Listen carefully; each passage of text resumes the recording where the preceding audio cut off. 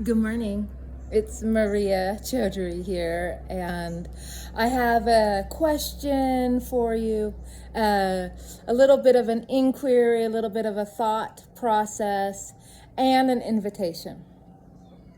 And I want to share this story, and it's going to lead to the question. And I had to change the names and the circumstances of the story so it can be anonymous. But essentially, my question for you is, how is self-love not urgent, right? It's easy to put all of our self-love on the back burner like a to-do list.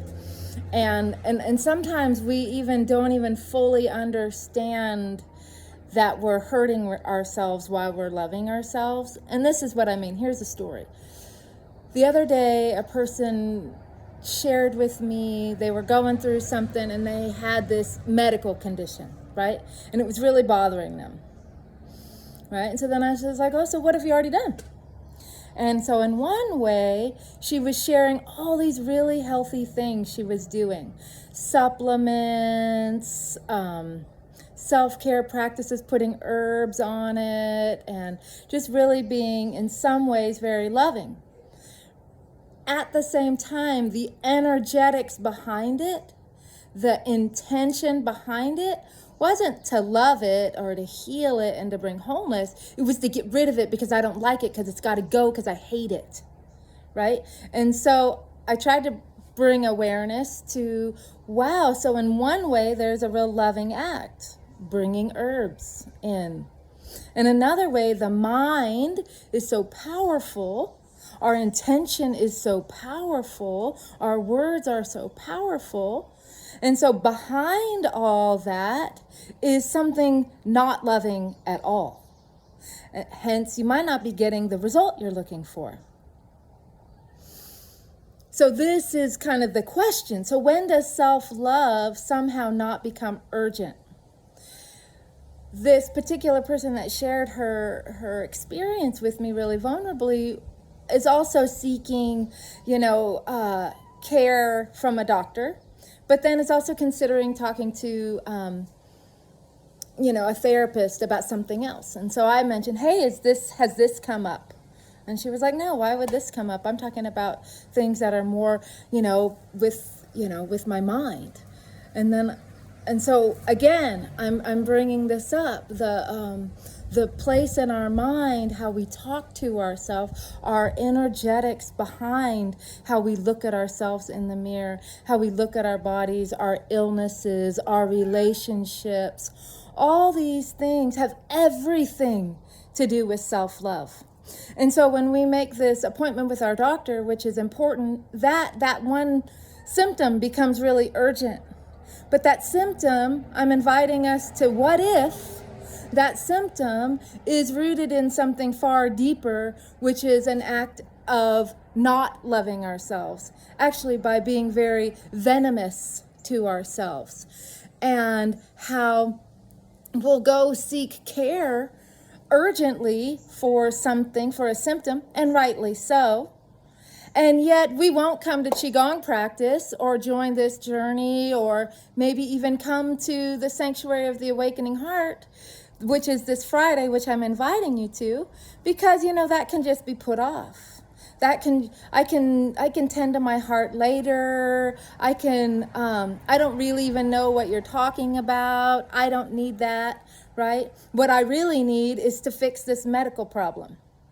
Right? Or what I really need is to sleep better. What I really need is to help my low back pain. What I really need is to help my depression. What I really need is to help my whatever it is, my menstrual cramps, my menopause symptom, whatever it is. We all have a whole long list of all the things we really need, right? And they seem to be on the top. And now when I'm in a transformational facilitation role, that's what I'm doing. I'm honoring and holding Qigong as a transformational facilitation journey.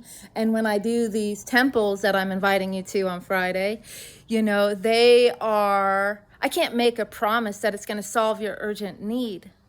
But what I am here to say is oftentimes that urgent need that's keeping you up at night, and you go out there and seek help outside yourself, which is important, oftentimes that is rooted in a lack of self-love that has been avoided, that has been neglected. Oftentimes, we're not abusive to ourselves. Rather than being abusive to ourselves, I mean, some of us are, we say mean things, but often what we are is we're neglectful. We abandon ourselves. We abandon our hearts. We abandon our needs. We abandon our tenderness and our emotion. And that, my friend, is actually urgently calling. And it's because it's showing up in multiple other ways. In not only my life, but in other people's lives. And I have these conversations over and over. And what I love about the parallel between my life right now as this transformational facilitator, where I'm a midwife of souls, midwives of spirits, midwives of health, midwives of higher potentials and of skill, instead of before I was a midwife of babies. And the beauty of being a midwife of babies was that the birth was imminent. The need was urgent. That client had a perceived urgent need, and she sought me out to prepare for that transformation. Now the people are coming to me, but they don't actually really perceive their situation to be urgent. And so they don't necessarily always face it and show up in a way that's required for them to move through to the next level, because it appears to be that self-care, self-love is on a to-do list. And almost as if I heard somebody say the other day, it broke my heart, oh, self-care, self-love, that's been done. We've done that. Now we need to do something more. And I know, my loves, we have not done that. We are not done with this. We're missing it. We're abandoning self-love to some other flashy marketing tactic. No.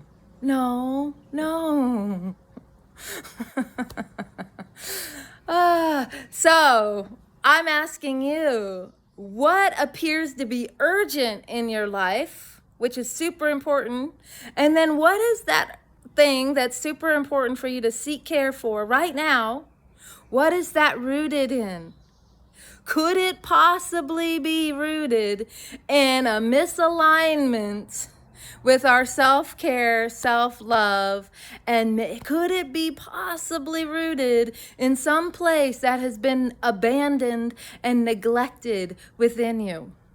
And if so, if that feels resonant or even touching you in a way that's uncomfortable, I'm happy about that, actually, because, you know, I'm not suggesting come into one temple and you're going to fix it all, but I am suggesting coming to one temple is a vast and beautiful step toward leaning in and being with and honoring what is. And from there, that rooted place just expands and grows outward. We are not done with self-love.